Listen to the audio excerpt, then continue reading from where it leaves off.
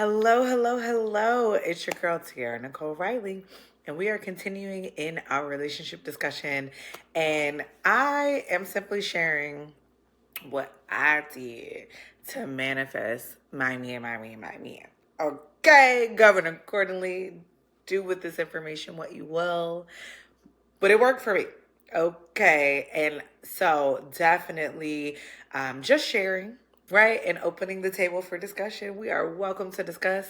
So definitely put in the comments your thoughts, your questions, your concerns, what worked for you. And let's discuss, shall we? Let's let this be a two-way conversation. Awesome. So in my last video, we talked about like hiring a dating coach. One of the things that she had me to do was to really think about what it is that I wanted in my dating life, what it is, or my person, right? Getting clarity around who it is that I'm looking for, but not just who am I looking for, but how does he make me feel? And getting really, really clear on that piece. One of the key things that she shifted my perspective around was, recognizing like deal breakers don't have to be like the big things, right? So when she's like, well, what's your deal breakers? I'm like, cheating, abuse, lying, like the big three of like deal breakers, right? Like, oh, yeah. And she's like, okay, great. What else? I'm like, I need more. She's like, yeah, girl, like, what are you doing? And so I started to recognize that things like inconsistency is a deal breaker, right? Misalignment is a deal breaker, right? Like you can be great on paper, but if I don't like being around you, what are we doing? What are we doing? Let me just let you go, right? I don't have to have a like, he did X, Y, and Z. And, and it just gave me more freedom to be able to walk away from people that did not align with who I was looking for. And having that clarity around who I was looking for allowed me to have more specificity, right? Yeah, and I think that was a huge game changer for me. And especially recognizing that for me, speaking for me, inconsistency is a deal breaker. Period. Like point blank, period. It's a deal breaker. That's it. You know what I mean? Like, that's it. And I don't have to defend it. If you don't want to talk to me, okay. But what you're not going to do is go days not talking to me, weeks not talking to me, months not talking to me, and think you can just pop back in my life. There have been some people who tried that shit and found out they were blocked. Like, I don't know what you want me to tell you. I don't know. I ain't got this thing. I ain't got it. But recognizing that inconsistency was an important thing for me, and giving me the freedom to allow that to be a deal breaker was a game changer. And to be able to walk away from people who seem like great people, right? But it just wasn't working. Right. Like there was a guy that we dated maybe like 2 months, if that. And I thought, he was great on paper. I'm like, oh, check. You checking all kinds of boxes. Look at that. Let's go. You want what I want. I want what you want. We're attracted to each other. Like, cool. Right. Too much friction. Yes, relationships take work. But damn it, there should be a honeymoon phase. There just should. You know what I mean? Like, we shouldn't be having arguments in the first couple months. Like, we just shouldn't. And this person in particular, I remember I was at a competition, and so when I travel for cheer, we usually have roommates or whatever. And so you get to pick your roommate. So my roommate, hey Lauren, girl, I don't know if you remember this one, but I got off the phone. He was offended by something I said in jest.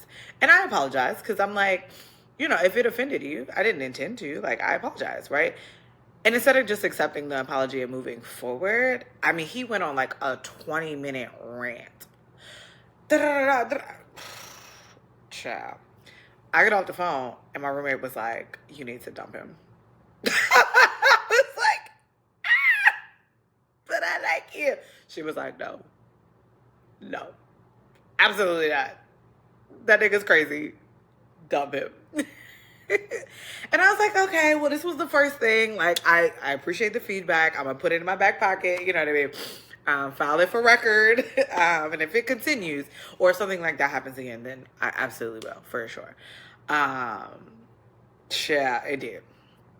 And I did. I released him the next time it happened because I was like, I'm not about to.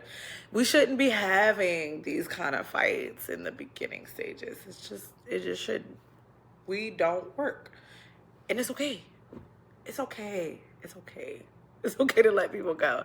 So working with my dating coach has given me the freedom and the permission to, one, have my standards and let them be my standards, right?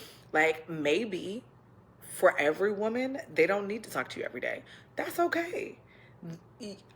Cool. Go date them. You know what I mean? Like, or maybe there are women who in the early stages of dating are also, reaching out and initiating contact and all these other things. Like, I had one guy be like, well, why didn't you call me? Nigga, why didn't you call me? Huh?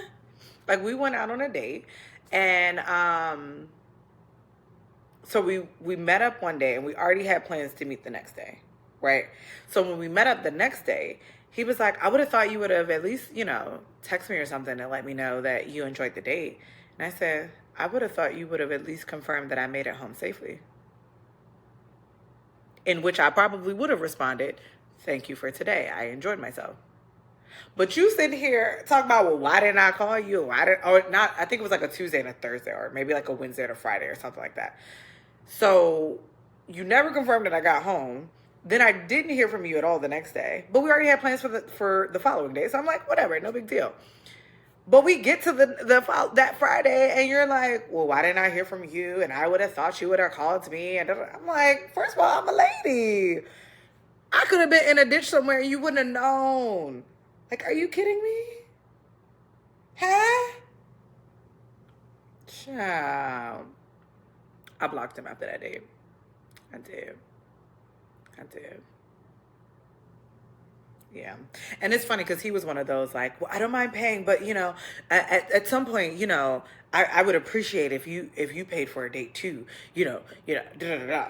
So the last day I ever saw this man, I literally paid for the dinner and he was like, oh. Meanwhile, when I reached for the bill, I already knew it was a kiss of death. I already knew. When I got to reaching for the bill, I was like, yeah, we're done here. Let's go ahead and lower your investment level. Okay. He walked me to my car, whatever. And as soon as I got home that night, I blocked his number. I was like, it's just not going to work. It's just not going to work. Okay? Because you worried about why I didn't text you. And again, I could have been in a ditch and you wouldn't even know. For shame. Shame on you, sir. Shame on you. But working with the coach has given me that understanding and that clarity around like whatever's the standard for you is the standard for you. That's it. And if people don't, like, it's just not your person. That doesn't make them a bad person. It's just not your person. And you don't have to entertain people who are not your person. Right. And so being able to kind of release, and I think that kind of unlocked the law of attraction as well. So being able to, when you walk away from people that don't align with you, you are living in an abundance mindset. And whatever it is you feel abundantly about, the universe will continue to bring into your life, right? When you live in a scarcity mindset, you kind of scare away the thing that you want or need. So living in an abundance mindset welcomes the thing that you want or need. And so I think being able to have like that freedom to just be like, not my person. Oh, well. Created space for the right person to come into my life. So I hope you guys are enjoying this series as much as I am. Definitely put your thoughts in the comments so we can continue discussion. See you guys.